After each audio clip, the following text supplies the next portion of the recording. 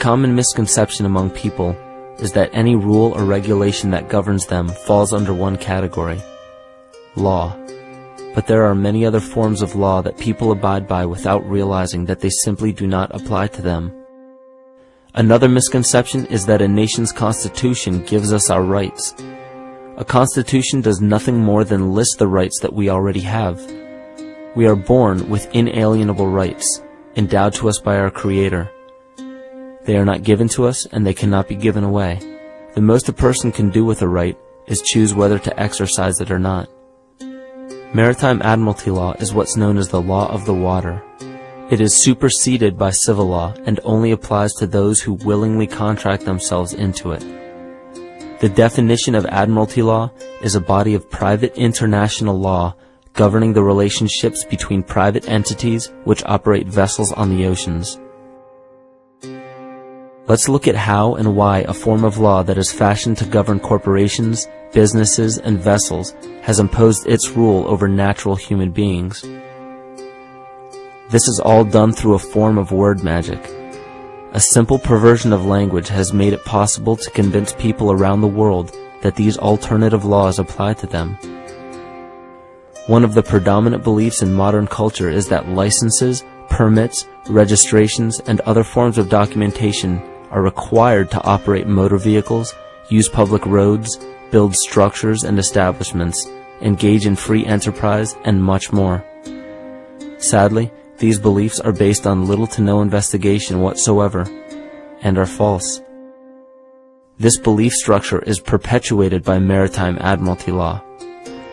This form of law was originally created to govern ships docking in foreign nations for the import or export of products and resources. It deals with banking and merchant affairs, not civil affairs. When a product is taken off of a ship and brought into a foreign land, that nation takes custody of the resource and accounts for it with a certificate. That certificate marks the birth date of that product in the custody of the respective nation. Think of why it is supposedly required to have a certificate of live birth in the first place. The Barron's Dictionary of Banking Terms defines a certificate as a paper establishing an ownership claim. So right there, we notice that everyone with a birth certificate is defined as being owned. People are used as collateral with other nations because the U.S. is bankrupt. The United States declared bankruptcy on March 9th of 1933. At this point, the U.S. began taking out loans from a private, non-government affiliated corporation called the Federal Reserve. With no money to pay back the loans, the United States began using the citizens as collateral. All birth and marriage certificates are literally warehouse receipts. Just look at the similarities of warehouse receipts and birth certificates. Both document the date of issue, a serial number, registration number or receipt number, a description of the product, and an authorized informant to notify the appropriate government agency. With all of this information being readily available, the majority of people are unaware of their involvement with maritime admiralty law. This is possible through the manipulation of language. This admiralty law changed the meaning of the word person from a natural living person to a corporation. Driver's licenses, vehicle registrations, auto insurance forms, building permits, gun permits, work permits, tax filing documents, birth and death certificates, traffic citations, and many other forms of documentation that were once believed to be absolutely necessary only apply to persons or corporations. Upon signing such a legal document,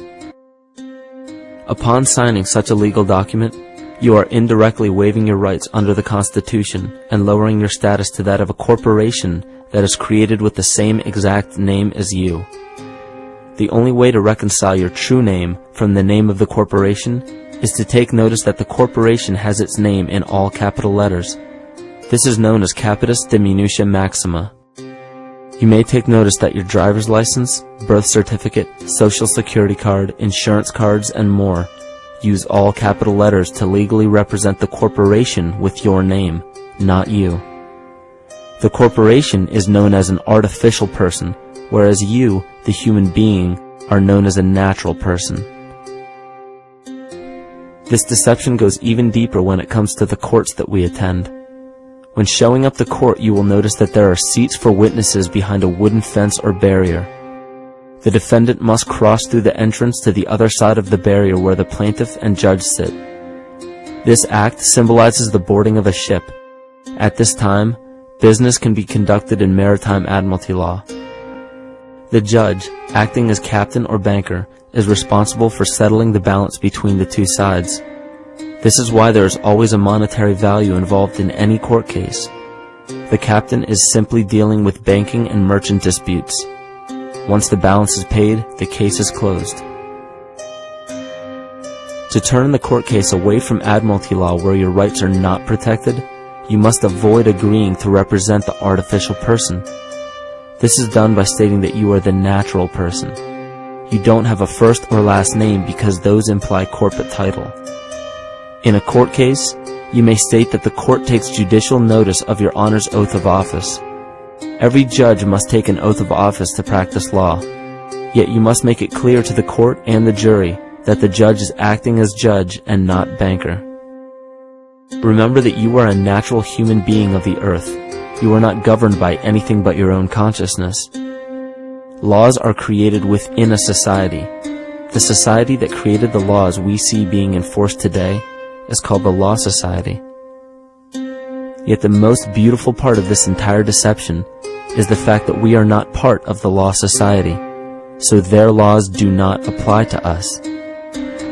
Judges, lawyers, and law enforcement officers, they're all part of a society. Within that society, they've created their own language that's deceptively similar to English.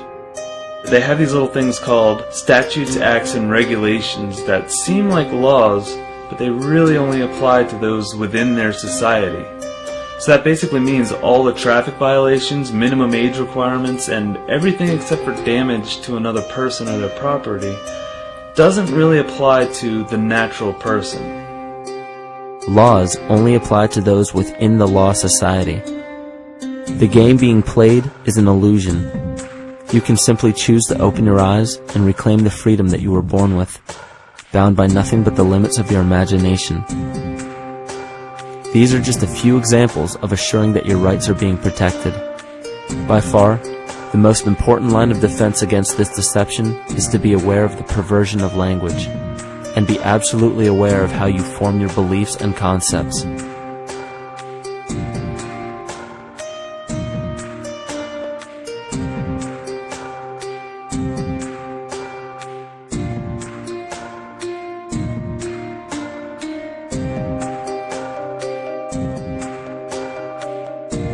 In all forms of the perversion of language, there is a mirror reflection of this in the microcosm of the psyche.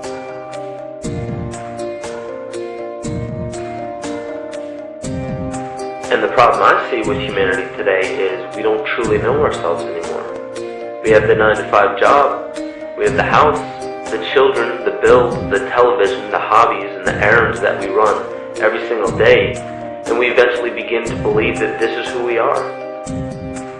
But who are we beneath the job title, beneath the status of mother or father, theist or atheist, Republican or Democrat, black or white, man or woman? Who are we? Who are we deep down inside? We don't know, because every time we hear an answer that we don't want to accept about ourselves, we deny it. We'll pass it off and project it onto somebody else and judge them for it. This is repression. And we see what repression can do to us on an individual level, but what about on a collective level of humanity? What happens when the whole world refuses to see what they truly are on the inside?